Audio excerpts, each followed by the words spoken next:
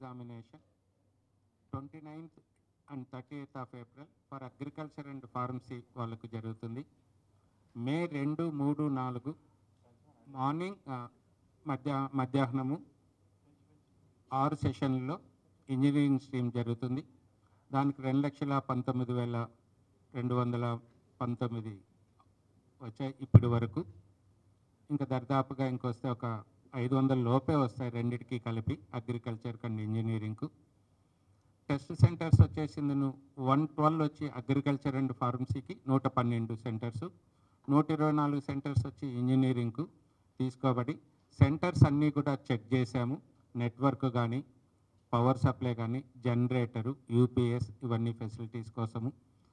ఇవన్నీ టెస్ట్ చేసిన తర్వాతనే మేము వాటికి స్ట్రెంగ్త్ను based on their strength capacity ఎంత ఉంటే వాటి ప్రకారం సెంటర్స్ అలాట్ చేశాము అక్రాస్ తెలంగాణ. జోన్ వైజ్ కూడా మీకు టెస్ట్ సెంటర్స్ ఎన్ని ఉన్నాయని పర్ష్యూ చేసాము, పబ్లిష్ చేశాము.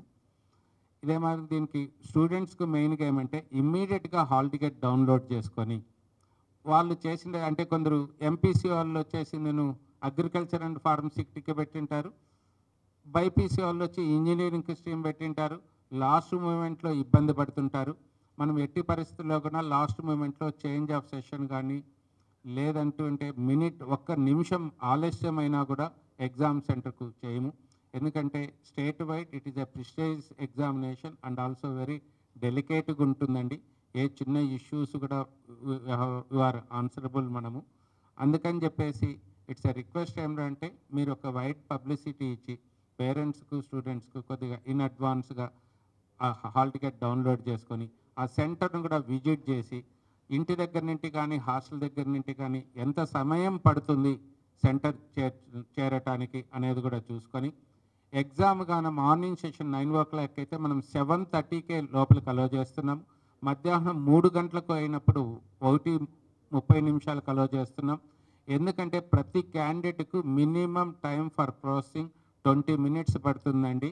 వాళ్ళ biometric verification, allotment of system, మళ్ళీ దాన్ని ఆన్ చేసి ఇవ్వటము. కాబట్టి ఎగ్జాక్ట్గా 9కి ఎగ్జాక్ట్గా 3 గంటల సమయం వస్తే ఒక 10 నుంచి 20 నిమిషాల టైం కోల్పోవాల్సి వస్తుంది.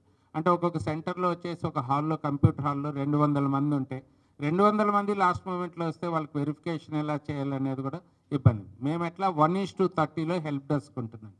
ప్రతి 30 మందికి ఒక హెల్ప్ డెస్క్ లోపల అంటే వాళ్ళకు రిజిస్ట్రేషన్ ప్రాసెస్ చేయడానికి ఉంటుంది. Because we are calculated time also. అందుకని చెప్పేసి 1.5 hour. సో ఎవరు ముందుకు వస్తే వాళ్ళు కంఫర్టబుల్గా వాళ్ళు రిలాక్స్గా కూర్చొని ఎగ్జామ్ రాయడానికి ఏ నర్వస్ లేకుండా. బై ఎనీ ఛాన్స్ ఏదైనా టెక్నికల్ డిఫికల్టీ అంటే ఇప్పుడు మనకు కూడా తెలుసునండి, మన ఇంట్లో మీరందరూ కూడా ఏమంటే ఒక్కటి గ్రహించాలి, ఒక్కొక్కసారి ఆలస్యమైంది ఆ సెంటర్లో 20 నిమిషాలు, అర్ధగంట, గంట అని. మన ఇంట్లో ఒక బల్బులు 4 రూముల్లో 4 బల్బులు వేసుకుంటే ఒక బల్బు ఒక రూమ్లో నెలకే పోతుందండి, ఇంకో రూమ్లో వచ్చేసి 3 సంవత్సరాలు కూడా వస్తుంది. అంటే ఇక్కడ రిలయబిలిటీ అంటే మా వైస్ ఛాన్సలర్ గారు చెప్తుంటారు ఇప్పుడు వచ్చినప్పటి నుండి కంట్రోలబుల్ వేరియబుల్స్, అన్కంట్రోలబుల్ వేరియబుల్స్. అంటే బియాండ్ అంటే మా చేతిలో లేని వేరియబుల్స్, అంటే మా చేతిలో అంటే కదా మన చేతుల్లో. అది ఎప్పుడెప్పుడు ఉండి ఫ్యూజ్ ఎప్పుడో ఈ సమ్మర్కి ఎక్కడో చోట సిస్టమ్ చాలా రోజులుగా పనిచేస్తుంటుంది. ఆ సిస్టమ్ ఎందుకు షట్ డౌన్ అయిపోతుంది రీజన్ అనేది మీరు చెప్పలేను, నేను చెప్పలేను. సో అటువంటప్పుడు ఏ స్టూడెంట్ కూడా ఏం నర్వస్ ఫీల్ కావటం లేదు. వాళ్ళకు 180 minutes అంటే 180 నిమిషాలు స్టిపులేటెడ్ టైము కంపల్సరిగా ఇస్తాం. సిస్టమ్ ఎక్కడైతే ఆగిపోతుందో అక్కడికి క్లోజ్ అవుతుంది, మళ్ళీ ఎగ్జామ్ స్టార్ట్ అయినప్పటి నుండి తీసుకుంటుంది. కాబట్టి వాళ్ళకి ఇచ్చిన 180 నిమిషాలు వాళ్ళకు ఉంటుందండి.